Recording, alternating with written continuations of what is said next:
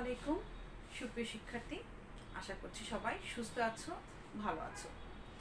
Honours চতুর্থ বর্ষের ছাত্ররা, তোমাদেরকে আমার আজকের এই অনলাইন ক্লাসে স্বাগত জানাচ্ছি। আমি নিগার পারভিন, সহকারী অধ্যাপক, উদ্ভিদ বিজ্ঞান বিভাগ, ঢাকা কলেজ, ঢাকা। শিক্ষার্থীরা, তোমাদের সাথে আমার ক্লাস লিমনোলজি অ্যান্ড একুয়াকালচার। গত ক্লাসে তোমাদেরকে আমি ম্যাক্রোফাইটস নিয়ে আলোচনা করেছিলাম। তোমাদের মনে আছে নিশ্চয়ই যে ম্যাক্রোফাইটসটা কি। তো আমি তারপর তোমাদেরকে একটু বলছি যে ম্যাক্রোফাইটস সম্পর্কে আমরা আলোচনা করেছিলাম, ম্যাক্রোফাইটসের ক্লাসিফিকেশন পড়েছিলাম বা কী টাইপের পড়েছিলাম। তো ম্যাক্রোফাইটস সম্পর্কে তোমাদের যে ধারণাটা দিয়েছিলাম যে বাংলাদেশে তো প্রচুর পরিমাণে নদী, নালা, খাল, বিল, হাওর, বাওর এগুলো রয়েছে এবং রয়েছে পর্যাপ্ত প্রচুর পরিমাণে জলজ উদ্ভিদও রয়েছে। তো কিছু কিছু উদ্ভিদ আছে যেগুলো হচ্ছে কি, যে আমরা বলি যে শৈবাল বলি, যে প্লাঙ্কটনিক উদ্ভিদ আছে ক্ষুদ্রাকার, যেগুলোকে কিছু উদ্ভিদ আছে যে খালি চোখে দেখা যায়, আবার কিছুগুলো আছে যে খালি চোখে দেখা যায় না। তো যে উদ্ভিদগুলো মোটামুটি বড় আকারে, যে উদ্ভিদগুলো শৈবাল ব্যতীত যে উদ্ভিদগুলো খালি চোখে দেখা যায়, পানিতে বাস করে, সেই উদ্ভিদগুলোকে যদি বলি ইকোলজির ভাষায় সেটাকে বলা হয় হাইড্রোফাইটস, এবং লিমনোলজির ভাষায় বলা হয় যে একুয়াটিক ম্যাক্রোফাইটস। কি বলছি, যে পানিতে যে উদ্ভিদগুলো আছে তাদেরকে, যে বড় আকারের উদ্ভিদগুলো খালি চোখে আমরা দেখতে পাই, তাদেরকে বলা হয় যে একুয়াটিক মাইক্রোফাইটস, বা ইকোলজির বা পরিবেশ বিজ্ঞানের ভাষায় বলা হয় হাইড্রোফাইটস। এরা এই জলজ উদ্ভিদগুলো তাদের মোটামুটি জীবন চক্র বলো যে মোটামুটি সম্পূর্ণ বা আংশিকভাবে পানিতেই সম্পন্ন করে থাকে। আরেকটা জিনিস যেটা বলছি, যে এইগুলোকে আবার আমরা কতগুলো ভাগে ভাগ করা হয় বলেছিলাম, যে যে কোনো জিনিস সম্পর্কে জানতে গেলে তার ক্লাসিফিকেশন, ধরো যে কোনো জায়গার বা কোনো আবাসস্থলের উদ্ভিদ সম্পর্কে যদি আমি জানতে চাই কোনো একটা জিনিস, তবে তার কি করতে হবে, তার শ্রেণীবিন্যাস অবশ্যই জানতে হবে। আমি আলোচনা করেছিলাম গত ক্লাসে শ্রেণীবিন্যাস, এটার যে কি টাইপের হতে পারে জলজ উদ্ভিদগুলো। কি বলেছিলাম, যে একটা হচ্ছে মুক্ত ভাসমান জলজ উদ্ভিদ, তারপর হচ্ছে মূলাবদ্ধ,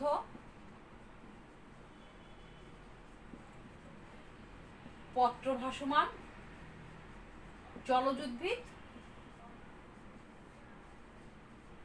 মুক্ত নিমজ্জিত জলজ উদ্ভিদ, মূলাবদ্ধ নিমজ্জিত জলজ উদ্ভিদ, এবং ফাইনালি যেটা 5 নাম্বার বলেছিলাম সেটা হচ্ছে যে মূলাবদ্ধ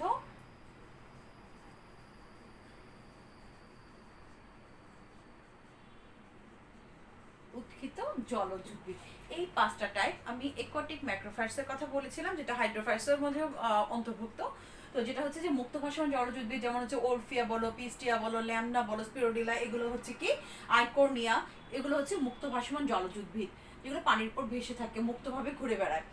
এবং 2 নম্বরে বলেছি যে মূলাবদ্ধ পত্র ভাসমান, যেগুলো মূল পানির নিচে আবদ্ধ থাকে কিন্তু হচ্ছে কি পাতা পানির উপর ভেসে থাকে, যেমন হচ্ছে নিমফিয়া বলো, নীলিম্ব বলো, এগুলো এই শ্রেণীভুক্ত। মুক্ত নিমজ্জিত জলজ উদ্ভিদ, যেটা হচ্ছে যে ধরো হচ্ছে সেরাটোফাইলাম, নাজাস, এই জাতীয় এগুলো হচ্ছে মুক্ত নিমজ্জিত জলজ উদ্ভিদ, যেগুলো মূল থাকে না পানির নিচে, এগুলো এই উদ্ভিদগুলো নিমজ্জিত অবস্থায় থাকে। তারপর হচ্ছে মূলাবদ্ধ জলজ উদ্ভিদ, যে উদ্ভিদগুলো কিনা যে মূলটা পানির নিচে, এরা পানির নিচে থাকে, নিমজ্জিত উদ্ভিদ, কিন্তু মূলটা পানির নিচেই মাটির সাথে আবদ্ধ থাকে, মূলাবদ্ধ। এটা যেমন হচ্ছে যে হাইড্রিলা বলো, সেরাটোফাইলাম বলো, এগুলো হচ্ছে কি এই জাতীয় উদ্ভিদ, ভেলিসনারিয়া। তারপর হচ্ছে মূলাবদ্ধ উৎক্ষিপ্ত জলজ উদ্ভিদ, যেটা কিনা আরেকটা নাম আছে যে উভচর জলজ উদ্ভিদও বলা হয়, যেমন হচ্ছে আইপোমিয়াম, লুরিয়া, এরকম হচ্ছে কি মূলাবদ্ধ জলজ উদ্ভিদ। তো আমরা এই জলজ উদ্ভিদগুলো সম্পর্কে ফিচার্স বলো বা তাদের ক্যারেক্টারিস্টিক্স বলো বা বৈশিষ্ট্য সম্পর্কে আমি গত ক্লাসে তোমাদেরকে ধারণা দিয়েছি। আশা করি তোমরা সেগুলো নিজেরা আত্মস্থ বা আয়ত্ত করতে পেরেছো। এবার আসো, আজকে আমরা যেটা করবো, যেটা নিয়ে আলোচনা করবো, যে টপিকটা যে অ্যাডাপ্টেশন।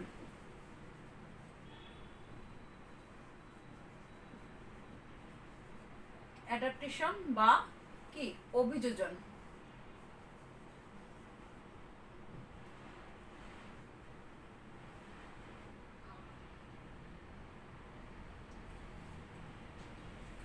অভিযোজন মানে কি? অভিযোজন হচ্ছে যে পরিবর্তিত পরিবেশে টিকে থাকা, হ্যাঁ, টিকে থাকাটা কি মোটামুটি মানে সহজ কথায় যদি বলি যে পরিবর্তিত পরিবেশে বা প্রতিকূল পরিবেশে টিকে থাকা এবং সেখানে তার নতুন করে তার শুরু করা বা জীবনচক্র শুরু করা বা সেখানে তার জীবনটা চালিয়ে নেওয়া যাওয়া বা পরিবর্তন, মূল কথা হচ্ছে যে প্রতিকূল বা প্রতিকূল বা পরিবর্তিত পরিবেশে টিকে থাকাটাকেই বলা হয় অভিযোজন। জলজ উদ্ভিদে জলজ পরিবেশে টিকে থাকার জন্য তার কিছু অ্যাডাফিক ক্যারেক্টার বা ফিচার্স রয়েছে, যে তাকে বলা হয় তাদের অভিযোজনিক বৈশিষ্ট্য। সেটা কিরকম হতে পারে, যে 3টে টাইপের আমরা যদি বলি, যে একটা হচ্ছে মরফোলজিক্যাল ফিচার,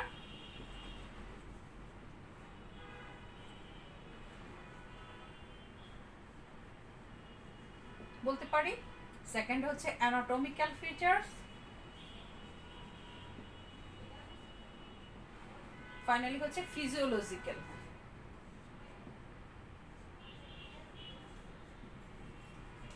এই মরফোলজিক্যাল হচ্ছে অঙ্গসংস্থানিক বৈশিষ্ট্য, যেটা আমরা কিনা বাহ্যিকভাবে দেখতে পাই। অ্যানাটমিক্যাল হচ্ছে অন্তর্গঠন, যেটা কিনা আমরা শুধুমাত্র যদি আমরা তাকে যদি অ্যানাটমিক্যালি সেকশন করি কোনো উদ্ভিদকে, তার মূল কাণ্ড বড় বা কোনো কিছু, তাহলে আমরা তার ভিতরে যে ফিচারগুলো দেখতে পাই সেটাকে হচ্ছে যে অন্তর্গঠনিক বৈশিষ্ট্য বা অ্যানাটমিক্যাল বৈশিষ্ট্য। আর ফিজিওলজিক্যাল বৈশিষ্ট্য যেগুলো হচ্ছে কিনা শারীরবৃত্তীয় বৈশিষ্ট্য। তো আসো মরফোলজিক্যাল ফিচার্স কোনগুলো সেটা আমরা আগে দেখি, যে সেটা হতে পারে কি মূলের বৈশিষ্ট্য। মরফোলজিক্যাল বৈশিষ্ট্য, যে বৈশিষ্ট্যগুলো আমরা বাহ্যিকভাবে দেখতে পাই, যেমন মূলটা কিরকম, কাণ্ডটা কিরকম, পাতাটা কিরকম, এরকম বৈশিষ্ট্য। তো মূলটা কিরকম জলজ উদ্ভিদের ক্ষেত্রে যদি নাম্বার 1 বলি, যে তোমরা জানো যে ম্যাক্সিমাম উদ্ভিদের ক্ষেত্রে, জলজ উদ্ভিদের ক্ষেত্রে কি হয়, জলজ উদ্ভিদ যেহেতু পানিতে থাকে, পর্যাপ্ত পরিমাণে পানি থাকার কারণে এদের কি হয়, যে মূলটা পানিতে থাকার জন্য, বাস করার জন্যই বলো, মূল অতটা সুগঠিত হয় না। মানে মূলের কাজটা খুব একটা স্ট্রংলি থাকে না, মূল স্ট্রং ভাবে কাজ করতে পারে না, বা কাজটা গৌণ হয়ে যায় এদের কাজটা, যে মূল অতটা অ্যাক্টিভ নয়। এটা কেন হয়েছে, যে পানিতে থাকার জন্য, পানির পরিবেশে থাকার জন্য এদের মূলটা সুগঠিত না বলা যায়, বা বলা যায় যে মূলটা দুর্বল, যান্ত্রিক কাজে এরা ততটা দক্ষ নয় মূলগুলো, যান্ত্রিক কাজে মূলের একক। 2 নম্বর বলতে পারি যে মূল অনেক ক্ষেত্রে, এটা হলো কি বলেছে, নাম্বার 1 বলেছি যে পানিতে থাকার কারণেই এদের মূলের কাজ বা ভূমিকা গৌণ বা খুব একটা ওরা সক্রিয় নয়, ঠিক আছে। 2 নম্বরে আছে মূলটা হচ্ছে যে মূল প্রায় অনুপস্থিত। জলজ উদ্ভিদের ক্ষেত্রে দেখা যায় যে মূল প্রায় অনুপস্থিত, বিশেষ করে ভাসমান জলজ উদ্ভিদের ক্ষেত্রে। মুক্তবাদ ভাসমান উদ্ভিদের ক্ষেত্রে মূল থাকে না, যেমন হচ্ছে যে ওলফিয়াতে, ল্যামনাতে মূল একটা, ওলফিয়াতে থাকেই না মূলবিহীন উদ্ভিদ। এটা সবচেয়ে ক্ষুদ্র একটা উদ্ভিদ, জলজ উদ্ভিদ, যেটা কিনা সবচেয়ে ক্ষুদ্র হলো আবৃতবীজী উদ্ভিদের মধ্যে পড়েছে। মূল প্রায় অনুপস্থিত থাকে, যেমন হচ্ছে যদি বলি যে ল্যামনা, বা বলতে পারি যে স্পিরোডেলাম, বা হতে পারে ওরফিয়ার কথা। এক্সাম্পল যদি সবচেয়ে ভালো এক্সাম্পল চাও তাহলে হচ্ছে ওরফিয়া কথা। এরপর হচ্ছে মূলরোম এদের ক্ষেত্রে সুগঠিত না।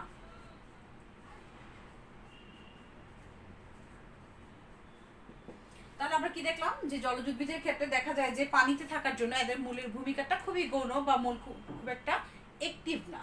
অনেক ক্ষেত্রে দেখা যায় যে মূল এদের প্রায় অনুপস্থিত, প্রায় ক্ষেত্রে যেমন ওলফিয়া বল, ল্যামনা বল, এগুলোতে মূল অনুপস্থিত দেখা যায়। তারপর আসো কি বলেছি, যে মূলরোম থাকে না। এরা নিমজ্জিত, এই যে জলজ উদ্ভিদগুলো কি করে, যে এদের ক্ষেত্রে দেখা যায় যে মূল পাতাগুলো, নিমজ্জিত পাতাগুলো, জলজ উদ্ভিদের যে নিমজ্জিত পাতা থাকে, সেটা কি করে, যে নিমজ্জিত পাতাটা মূলের কাজ করে। কিসের কাজ করে, নিমজ্জিত মূলের কাজ করে। যেহেতু মূল থাকে না প্রায় ক্ষেত্রে, সেক্ষেত্রে এটা কি করে, মূলের কাজ করে। এরপর আসলে যে আরেকটা বৈশিষ্ট্য যায়, কিন্তু এদের মধ্যে কি থাকে, যে এদের মূলে, জলজ উদ্ভিদের মূলের ক্ষেত্রে কি থাকে, ভ্রূণ মূল বা রুট পকেট যেটাকে বলা হয়, মূলের পকেট, রুট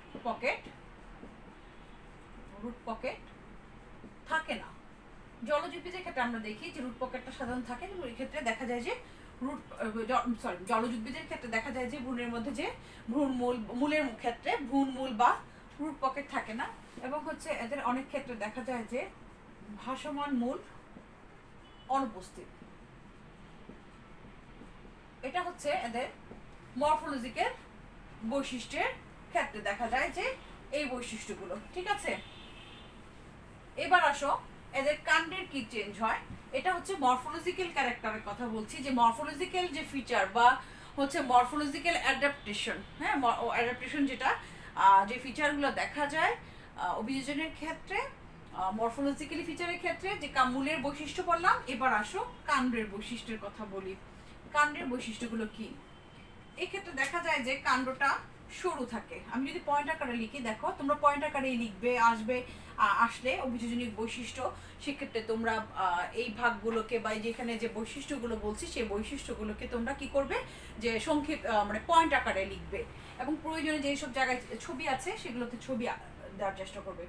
কাণ্ডটা কি হয়? নরম, খাটো, মোটা ও স্পঞ্জের ন্যায় হয় জলজ উদ্ভিদের, তাই না? স্পঞ্জি যেটা ভাব, স্পঞ্জের ন্যায়। এক্সাম্পল দিতে পারো নিমফিয়ার কথা, শাপলা। তারপর যদি বলি যে এদের কাণ্ডটা কি হয়? দীর্ঘ বা লম্বা, হ্যাঁ, ও সরু কাণ্ড থাকে এদের। ঠিক আছে, এদের কাণ্ডে দেখা যায় যে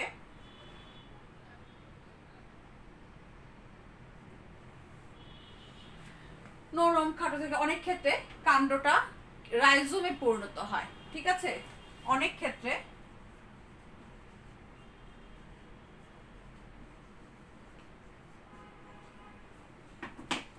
কাণ্ড রাইজোমে পরিণত হয়।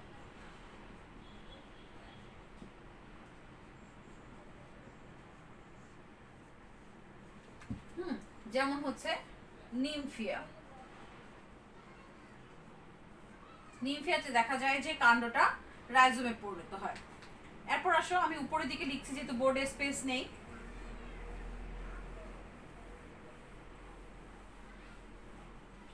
আচ্ছা, এদের দেখা যায় যে ধরো ধারক বা খর্বধারক,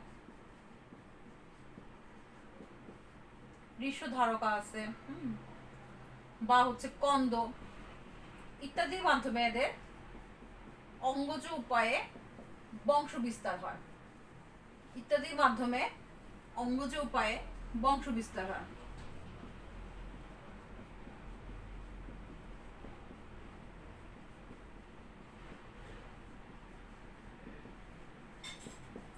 ঠিক আছে, কি বললাম যে এদের ক্ষেত্রে দেখা যায় যে অনেক ক্ষেত্রে কাণ্ডটা রাইজোমে পরিণত হচ্ছে, যেমন হচ্ছে শাপলার ক্ষেত্রে বা নিমফিয়ার ক্ষেত্রে যদি বলি। আবার হচ্ছে যে ধারক বলো, খর্বধারক, কন্দ ইত্যাদির মাধ্যমে এদের কি দেখা যায় যে অঙ্গজ উপায়ে বংশ বিস্তার করে। আবার আরেকটা জিনিস কি, এদের ক্ষেত্রে কাণ্ডটা কি হয়? কাণ্ডটা খুব হালকা হয়, হালকা থাকে, সহজে ভেসে থাকে। কেন? আবার হচ্ছে যে প্রচুর পরিমাণে বায়ুকুঠুরি থাকে। বায়ুকুঠুরি থাকায় এটা হচ্ছে কি পাতলা হালকা হয় কাণ্ডগুলো। বায়ুকুঠুরি থাকায় এটা কি হয়? হালকা, এবং হচ্ছে কি সহজে ভেসে থাকতে পারে পানিতে। বায়ুকুঠুরি থাকায় এগুলো কি করে যে হালকা, ও বায়ুকুঠুরি থাকায় হালকা হয় ও সহজে পানিতে ভেসে থাকতে পারে।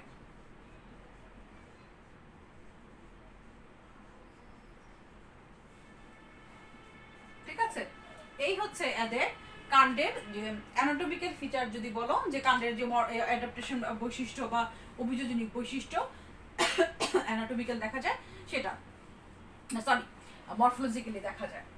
এবার আসো পাতার বৈশিষ্ট্য। পাতার কি পরিবর্তনগুলো হয় অভিযোজনিক বৈশিষ্ট্য, সেটা আমরা দেখি।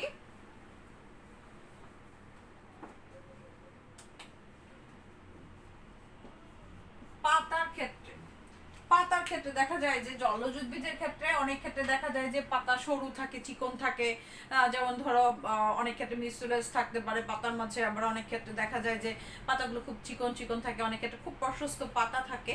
তো এরকম আর কি, যে পাতার ক্ষেত্রে বিভিন্ন ধরনের মরফোলজিক্যালি বৈশিষ্ট্য দেখা যায়। সেগুলোর মধ্যে হচ্ছে যদি বলি যে পাতার ক্ষেত্রে পাতাটা অনেক ক্ষেত্রে দেখা যায় যে লম্বা পত্র একটা বিন্তু থাকে, পাতার গোড়ায় যে বিন্দুটা থাকে, যে লম্বা একটা ডাটার মতো থাকে, লম্বা পত্রবিন্দু থাকতে পারে। যেমন হচ্ছে অনেক জলজ উদ্ভিদের ক্ষেত্রে পাতায় দেখা যায় কি লম্বা একটা পত্র একটা বিন্দু থাকে, যেটা যেমন হচ্ছে নিমফিয়ার ক্ষেত্রে বা নিলম্বের ক্ষেত্রে যদি বলি লম্বা পত্রবিন্দু থাকে।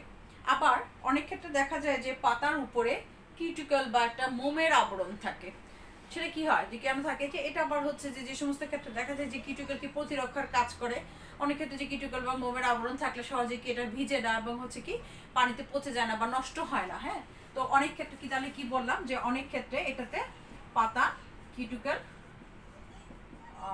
যদিও এটা হচ্ছে অ্যানাটমিক্যাল বৈশিষ্ট্য, পাতা হচ্ছে একটা আবরণ থাকে উপরে পৃষ্ঠে, মোমের আবরণ থাকে, মোমের আবরণ থাকতে পারে। হ্যাঁ, আবরণ থাকে, যেমন হচ্ছে নিলম্ব,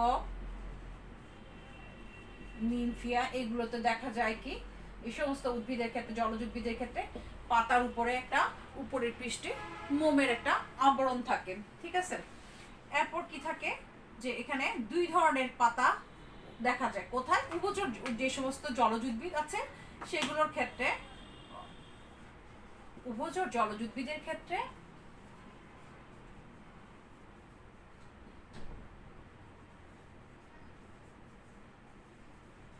দুই ধরনের পাতা দেখা যায়।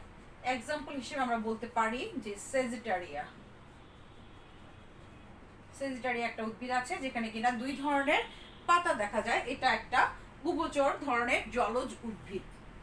আবার এখানে মুছে দিচ্ছে, আবার কতগুলো জলজ উদ্ভিদের ক্ষেত্রে দেখা যায় যে পাতাগুলো লম্বা থাকে, লম্বাকৃতির বা ফিতাকৃতির পাতা থাকে কতগুলো জলজ উদ্ভিদের ক্ষেত্রে। যেমন হচ্ছে কোনটা বলতে পারি, এক্সাম্পল হিসেবে ভ্যালিসনারিয়ার কথা বলতে পারি, যে সেখানে কি হয় যে পাতাগুলো লম্বা এবং হচ্ছে কি ফিতাকৃতির পাতা দেখা যায় ভ্যালিসনারিয়ার ক্ষেত্রে।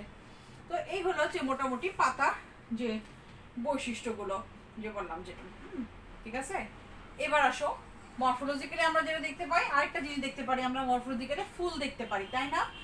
ফুল এবং ফল দেখতে পারি, বা ফলের ভিতরে যে বীজটা আছে সেটাও কিন্তু আমরা দেখতে পারি। তাকে আমরা কি বলতে পারি যে এখানে হচ্ছে ফুল এবং বীজ, এটা হচ্ছে মরফোলজিক্যাল যে ফিচারটা বলছি অভিযোজনের ক্ষেত্রে, সেই ক্ষেত্রে সেটা ফুলের ক্ষেত্রে বলি যে জলজ উদ্ভিদে কদাচিৎ ফুল হয়, কদাচিৎ ফুল ও ফল, মানে কম ক্ষেত্রে হয় না যে তা না, কিন্তু হ্যাঁ এইসব ফুলের যে মানে এদের ফুলটা হলে কদাচিৎ কদাচিৎ ফুল এবং ফল উৎপন্ন হয়, একেবারে যে নাই তা না, ফুল তো আছে, অনেক জলজ উদ্ভিদে ফুল আছে, মানে এটা হচ্ছে কম হয় এদের। হ্যাঁ, এবং হচ্ছে কি এদের ফুল এবং ফলটা, ফুল এবং বীজগুলো দেখা যায় যে ফলের ভিতরে যে বীজ হালকা থাকে, হালকা থাকে, যার ফলে হয় কি হালকা থাকে, ফলে কি হয় এগুলো সহজে ভাসতে পারে বা ভেসে বেড়ায়, এটা এদের একটা অভিযোজনী বৈশিষ্ট্য। এদের কিন্তু দেখা যায় যে জলজ উদ্ভিদের ক্ষেত্রে এদের যে পরাগায়নটা হয় সেটা কিনা পানির মাধ্যমে পরাগায়ন হয়, পানিতে থাকে, এদের পরাগায়নটা পানির মাধ্যমে হয়। জলজ উদ্ভিদের পরাগায়নটা কিসের মাধ্যমে? পানির মাধ্যমে, পরাগায়ন পানির মাধ্যমে হয়। এরপর আরেকটা বৈশিষ্ট্য আমরা দিতে পারি যে এদের ফুল এবং বীজের বিস্তারে পানিটা সহায়তা করে। হ্যাঁ, ফুল এবং বীজ বিস্তারে সহায়তা হয়, ফুল এবং ফলের বীজদার, ফল এবং বীজ হালকা সহজে বিস্তার, বা ফুল এবং ফলের ফুল এবং বীজের বিস্তার সহজেই পানির মাধ্যমে হয়। কেন এটা হয়?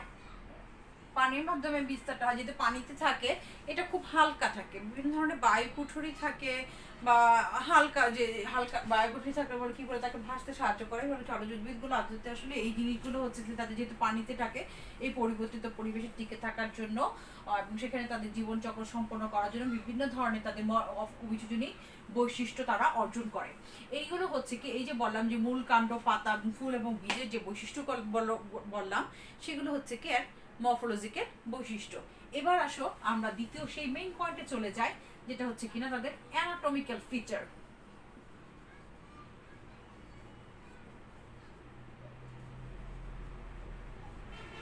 অ্যানাটমিক্যাল ফিচার বা অন্তর্গঠনগত বৈশিষ্ট্য, সেখানে কিনা আমরা কি দেখতে পাই দেখো।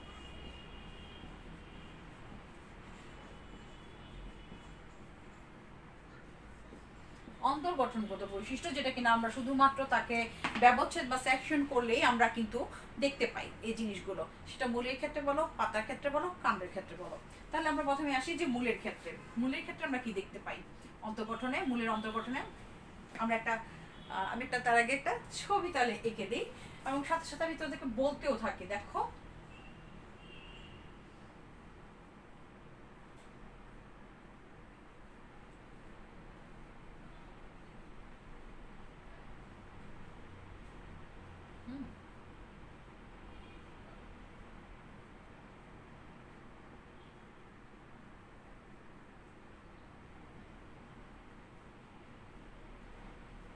জলজ উদ্ভিদের ক্ষেত্রে, মূলের ক্ষেত্রে দেখা যায় যে আমরা জানি যে উপরে উদ্ভিদের ক্ষেত্রে দেখা যায় কিউটিকল থাকে অনেক উদ্ভিদের ক্ষেত্রে, যেটা কি করে আবরণের কাজ করে।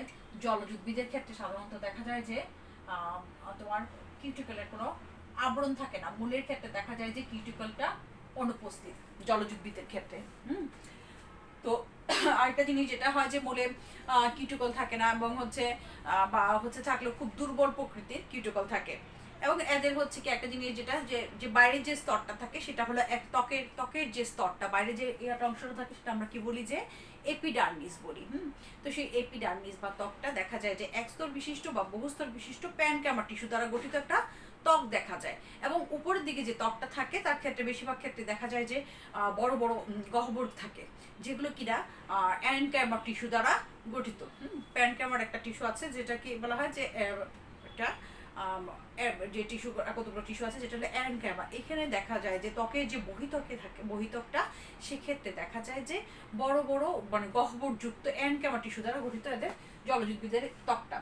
এবং এদের আরেকটা জিনিস যেটা দেখা যায় যে এদের ক্ষেত্রে যে মানে সংবহন টিস্যুটা খুব একটা শক্তিশালী নয়, সুগঠিত সংবহন টিস্যু জলজ উদ্ভিদের ক্ষেত্রে দেখা যায় না যে মূলের ক্ষেত্রে। তো এখানে কিন্তু আবার ব্যতিক্রম আছে, যেমন হচ্ছে যদি ব্যতিক্রমের কথা বলি তাহলে টাইফার কথা বলতে পারি যে টাইফাতে কি দেখা যায়, টাইফার যে জলজ উদ্ভিদটা সেই ক্ষেত্রে তোমার হচ্ছে সংবহন টিস্যুটা হচ্ছে কি বৈশিষ্ট্যপূর্ণ সংবহন টিস্যু দেখা যায় এবং হচ্ছে কি টাইফা এবং হচ্ছে রানানকুলাস এই দুইটাতেই কিনা সংবহন টিস্যু যে থাকে সেই সংবহন টিস্যুটা সুগঠিত, বৈশিষ্ট্যপূর্ণ এবং হচ্ছে সুগঠিত। কি বললাম যে জলজ উদ্ভিদের ক্ষেত্রে অন্তর্গঠনে যদি আমি দেখি যে এই ক্ষেত্রে দেখা যায় যে বিভিন্ন ধরনের হচ্ছে বৈশিষ্ট্যপূর্ণ যে ইয়া দেখা যায় যে ত্বকের উপরে কি থাকে না, যে কিউটিকলের কোনো আবরণ থাকে না এবং ত্বকটা কি করে যে ইয়াটাতে একস্তর বিশিষ্ট বা বহুস্তর বিশিষ্ট কিউটিকলের আবরণই থাকতে পারে।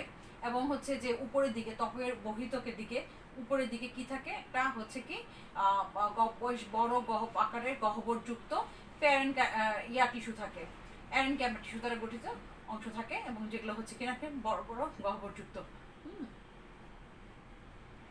বেশ বড়, এটা বাইরের দিকে থাকে।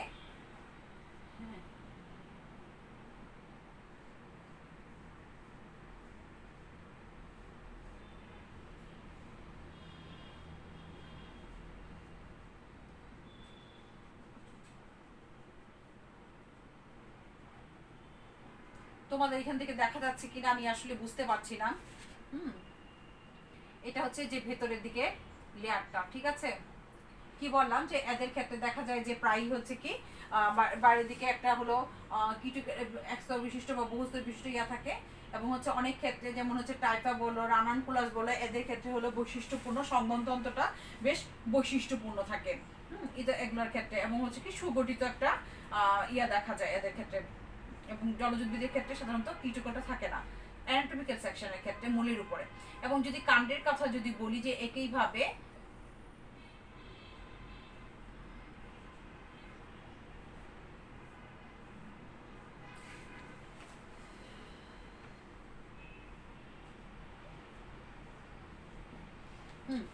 তো যদি বলি যে এক্ষেত্রে যদি কাণ্ডের কথা বলি, এই তো বললাম যে রানানকুলাস এবং টাইফার ক্ষেত্রে সংক্রমণ টিস্যুটা বেশ বৈশিষ্ট্যপূর্ণ এবং হচ্ছে সুগঠিত, এগুলো হচ্ছে কি মূলের ক্ষেত্রে। এখন যদি বলি কাণ্ডের ক্ষেত্রে যদি বলি যে অন্তর্গঠনের বৈশিষ্ট্য কাণ্ডের ক্ষেত্রে, এক্ষেত্রে হচ্ছে কিউটিকলটা প্রায় অনুপস্থিতি থাকে, যে এক্ষেত্রেও মানে সাধারণত আর কি কাণ্ডের ক্ষেত্রে জলজুদ্ভিদের কিউটিকল সাধারণত থাকে না, এবং হচ্ছে কি যে যদি থাকে যে কাণ্ডের সাধারণত ত্বকগুলো একস্তর বিশিষ্ট পাতলা কোষপ্রাচীর দ্বারা গঠিত একটা, সেটা অবশ্যই প্যানকামা কোষপ্রাচীর দ্বারা গঠিত একটা আবরণ থাকে এদের ক্ষেত্রেও। প্যানকামা কোষ দ্বারা গঠিত একটা পাতলা প্রাচীর বিশিষ্ট প্যানকামা কোষ দ্বারা গঠিত একটা একস্তর বিশিষ্ট ত্বক দেখা যায় কাণ্ডের ক্ষেত্রে, এক্ষেত্রে হচ্ছে কিউটিকল থাকে না। তো এখানে আবার হচ্ছে টাইফার, আবার এখানের ব্যতিক্রমটা যদি বলি যে টাইফার কথা বলা যায়, এক্ষেত্রেও টাইফার কথা ব্যতিক্রমের কথা বলা যায় যে এইখানে টাইফা নামক যে জলউদ্ভিদ, যেটা বাংলা নাম কিনা হোগলা, সেই টাইফাতে দেখা যায় যে এখানে কিউটিকল থাকে এবং হচ্ছে কি খুব একটা সুগঠিত না, কিন্তু দুর্বল কাণ্ডযুক্ত কিউটিকল দেখা যায়। ঠিক আছে, কাণ্ডের মধ্যে হচ্ছে কি ত্বকে কিউটিকল থাকে এবং হচ্ছে যে এটা হলো সুগঠিত, এইখানে ত্বকটা ব্যতিক্রমের ক্ষেত্রে বলছি যে টাইফা যে উদ্ভিদটা সেই জলজ উদ্ভিদের ক্ষেত্রে দেখা যায় যে ত্বকটা হচ্ছে কি সুগঠিত এবং হচ্ছে কিউটিকল যুক্ত। এমনি আদারওয়াইজ হচ্ছে সাধারণত কিউটিকলটা থাকে না, মূলের ক্ষেত্রে বলো কাণ্ডের ক্ষেত্রে বলো কিউটিকলটা এটাতে দেখা যায় না। আবার আরেকটা ব্যতিক্রমের কথা যদি বলি, এটা তো 2 নম্বর বললাম, প্রথম বললাম যে সুগঠিত না মূল কাণ্ড। আচ্ছা, এখানে ছবি কিন্তু আমি আঁকা কমপ্লিট হয়নি।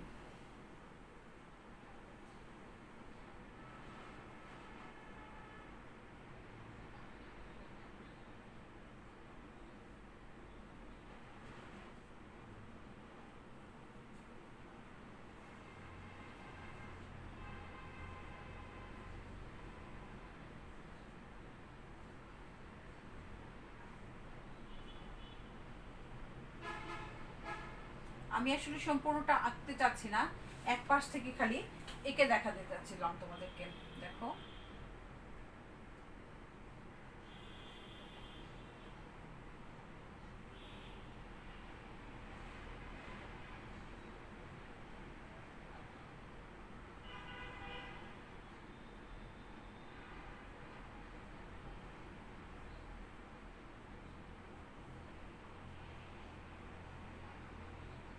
এটা কাণ্ডে অন্তর্গঠনগত চিত্রকাণ্ড যখন সেকশন করা হয় তখন দেখা যায় যে এই ধরনের একটা বিন্যাস দেখা যেতে পারে ইয়ার ক্ষেত্রে।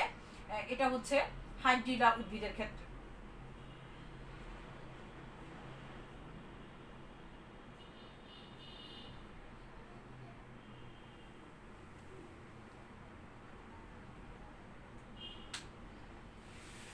সরি, যাই হোক, এটা হলো কাণ্ডের অন্তর্গঠন কাণ্ডের অন্তর্গঠনে এই যে বাইরের যে লেয়ারটা সেটাকে বলা হচ্ছে যে এপিডার্মিস। ঠিক আছে, যে বাইরে বহিত্বকের দিকে যে ইয়াটা সেটা এপিডার্মিস বলা হয়, এবং এই জায়গাটা হচ্ছে কি অধতক। ঠিক আছে, এখানে যে ত্বকের নিচে অধতক, কিন্তু এই যে যেটা ব্যতিক্রম বলতে চাচ্ছিলাম যে হাইড্রিলা বলো বা হচ্ছে ইয়াতে বলো যে পোটোমোগেটনের ক্ষেত্রে দেখা যায় যে আমি নাম লিখে দিচ্ছি হাইড্রিলা এবং হচ্ছে পোটোমোগেটনের ক্ষেত্রে দেখা যায় যে এই দুইটা ব্যতিক্রম, সাধারণত কাণ্ডের ক্ষেত্রে কোনো অধতক থাকে না বা হাইপোডার্মিস থাকে না। ঠিক আছে, এটা হচ্ছে কি হাইপোডার্মিসের ক্ষেত্রে এটা এটা এই থাকে না, এটা এই জায়গাটা হচ্ছে কি জাইলেম, এটা হচ্ছে কি ফ্লোয়েম প্যারেনকাইমা সিগনল। এটা হচ্ছে পেরিসাইকেল থাকে, এটা হচ্ছে এন্ডোডার্মিস, এটা ত্বক। এবং এই কোষগুলো হচ্ছে কি এই যে অ্যানকাইমা, বাইরের দিকে কি বলেছিলাম যে অ্যানকাইমা থাকে প্রচুর বাইরের দিকে, বহিত্বকের ক্ষেত্রে যে কোষগুলো থাকে যে এইগুলো জায়গাগুলো হচ্ছে কি এটা কর্টেক্স বলা হচ্ছে, এটা এটা কর্টেক্স, এবং এই জায়গাগুলো হচ্ছে কি এনকামার টিস্যু দ্বারা গঠিত একটা বহিস্তরটা, ঠিক আছে। এটা এপিডার্মিস, এন্ডোডার্মিস, জাইলেম, এখানে ফ্লোয়েম, এটা পরিচক্র। এই যে জায়গাটা কর্টেক্স, এবং এই যে বাড়ির দিকে যেটা বললাম যে এইখানে হচ্ছে কি এনকামার টিস্যু দ্বারা গঠিত বহিস্তরটা দেখা যায়। তো হাইড্রিরা এবং হচ্ছে পোটামোগেটনের ক্ষেত্রে দেখা যায় কি তোমার হলো অন্তত সাধারণত থাকে না, বা হাইপিডার্মিস মানে এই জাতীয় নিমজ্জিত জলজুদ্ভিদের ক্ষেত্রে অন্তত সাধারণত অনুপস্থিত থাকে। এই হচ্ছে যে মোটামুটি। আবার হচ্ছে কি আরেকটা জিনিস যেটা এদের হলো সংবহন টিস্যুটা বা যান্ত্রিক টিস্যুটা এদের ক্ষেত্রে হচ্ছে কি দুর্বল থাকে বা সুগঠিত থাকে না। এটা হচ্ছে কাণ্ডের ক্ষেত্রে অন্তর্গঠনের বৈশিষ্ট্য। এবার আসো পাতার অন্তর্গঠনের বৈশিষ্ট্য।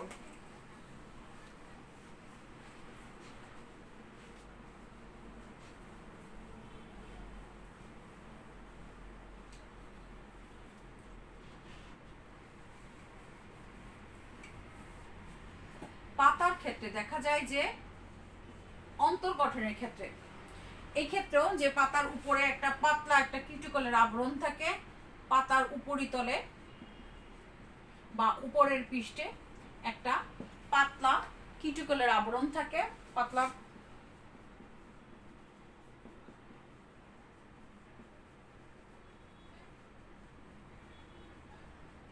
আবরণ থাকতে পারে জলজুদ্ভিদের ক্ষেত্রে।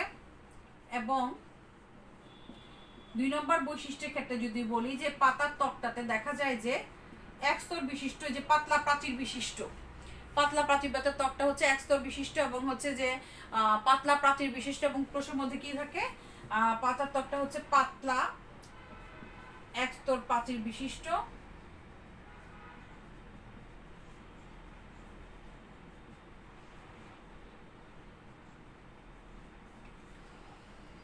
এবং প্রচুর পরিমাণে, এবং এটাতে কি থাকে ক্লোরোপ্লাস্ট থাকে, পাতার কোষগুলোতে কি থাকে ক্লোরোপ্লাস্ট থাকে। এটা হচ্ছে কি অ্যানাটমিক্যাল বৈশিষ্ট্য মধ্যে পড়ব। আরেকটা জিনিস দেখো পাতার মধ্যে কি থাকে যে স্তম্ভন টিস্যু অনুপস্থিত। আবার 4 নম্বর বৈশিষ্ট্যের মধ্যে আমি বলতে পারি যে অ্যানাটমিক্যাল বৈশিষ্ট্য যেটা দেখা যায় যে এখানে যান্ত্রিক টিস্যু নেই। এই হচ্ছে তোমার পাতার ক্ষেত্রে হচ্ছে তোমাদের হলো অ্যানাটমিক্যাল বৈশিষ্ট্যের কথা বললাম।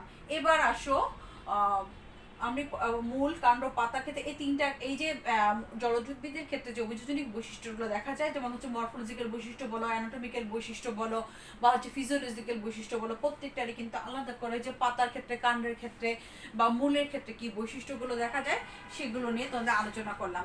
আরেকটা জিনিস যেটা এখানে কিন্তু প্রশ্ন উল্লেখ আবার অনেক সময় আলাদা করে আসে যে মরফোলজিক্যাল বৈশিষ্ট্য, অভিযোজনিক বৈশিষ্ট্য, অঙ্গসংস্থানিক অভিযোজনগত যে পরিবর্তন দেখা যায় বা শারীরবৃত্তীয় যে পরিবর্তন দেখা যেতে পারে বা অন্তর্গঠন, এগুলো কিন্তু আলাদা করে আসতে পারে প্রশ্ন। তো তোমরা যদি পুরোটাই শিখো অভিযোজনিক বৈশিষ্ট্যটা বিভিন্ন ক্ষেত্রে হবে, তাহলে কিন্তু তোমাদের জন্য অ্যান্সার করাটা কোনো ব্যাপার না। পরীক্ষায় যেভাবেই আসুক সেভাবেই তোমরা অ্যান্সার করতে পারবে, ঠিক আছে। আমি গত ক্লাসেও এরকম একটা ছবি এঁকেছিলাম, দেখো চিনতে পারো কিনা।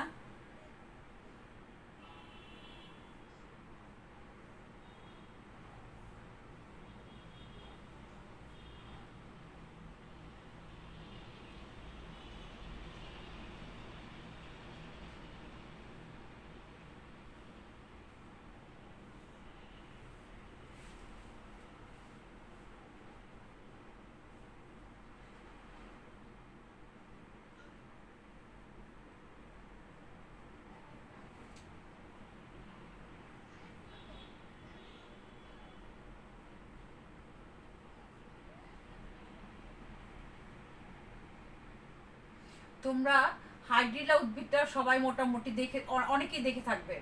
হ্যাঁ, এই টাইপের অনেকটা চিকন চিকন পাতা দেখা যায় হাইড্রিলা। এটা একটা নিমজ্জিত জলজ উদ্ভিদ, ঠিক আছে। আমি খুব সংক্ষিপ্ত আকারে তোমাদেরকে দেখালাম যে হাইড্রিলা নামক যে জলজ উদ্ভিদটা আছে সেটা অনেকটা এইরকমই দেখতে। তো এদের পাতায় কিন্তু প্রচুর পরিমাণে কি থাকে, এটা একটা হলো মুক্ত এই যে জলজ উদ্ভিদটা হাইড্রিলা, সেটা হচ্ছে কি মূলাবদ্ধ জলজ উদ্ভিদ। এইটার মূল থাকে এবং হচ্ছে যে গায়ের মধ্যে প্রচুর পরিমাণে কি থাকে যে মিশ্রে যুক্ত আবরণ থাকে, যার ফলে কি হয় মিশ্রে থাকার ফলে কি হয় এটা কিন্তু সহজে পচে যায় না এই উদ্ভিদটা, ঠিক আছে। তো এখন আসো যে আমরা পড়তেছি যে ফিজিওলজিক্যাল যে তাদের বৈশিষ্ট্যগুলো দেখা যায়, ফিজিওলজিক্যাল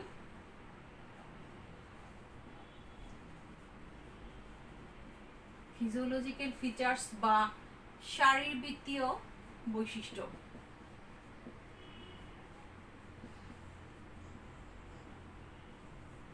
কি কি দেখা যায়?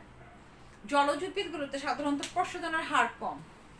এদের একটা বিশেষ ধরনের অঙ্গ থাকে যেটাকে বলা হয় হাইড্রোথোর। হ্যাঁ, কি থাকে এদের মধ্যে? এক নম্বর বৈশিষ্ট্যটা যদি বলি তাহলে কি বলবো যে এক নম্বর বৈশিষ্ট্য হচ্ছে এদের প্রস্রবণের হার কম থাকে।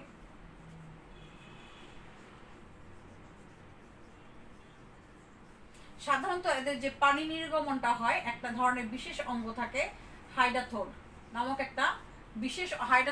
একটা বিশেষ অঙ্গের মাধ্যমে এদের কি হয়?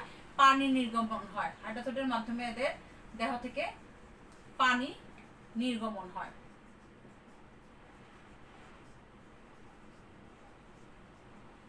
আরেকটা জিনিস কি, জলজ উদ্ভিদ বিশেষ করে নিমজ্জিত যে জলজ উদ্ভিদগুলো সেগুলো তাদের কিন্তু তারা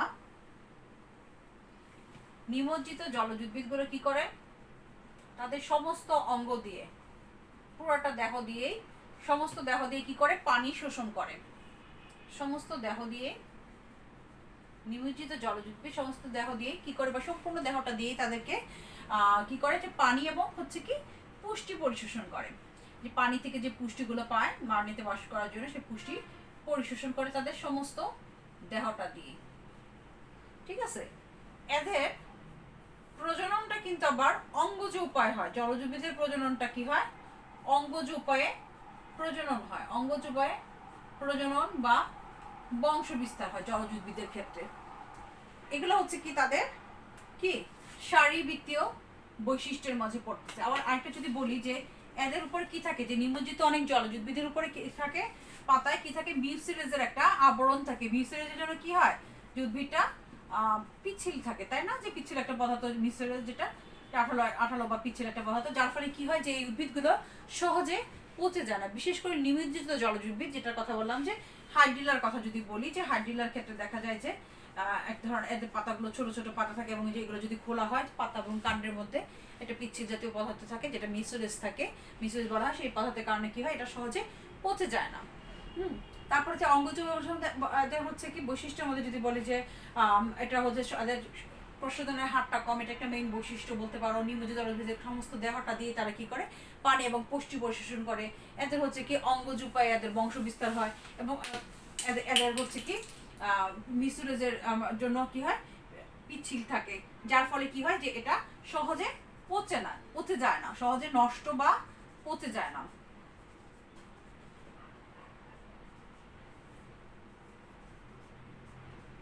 আরেকটা জিনিস কি, জলজ উদ্ভিদের ক্ষেত্রে দেখা যায় যে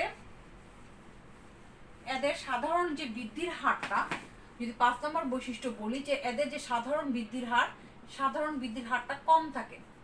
জলজ উদ্ভিদের ক্ষেত্রে সাধারণ বৃদ্ধির হার কম হয় জলজ উদ্ভিদের ক্ষেত্রে, ঠিক আছে।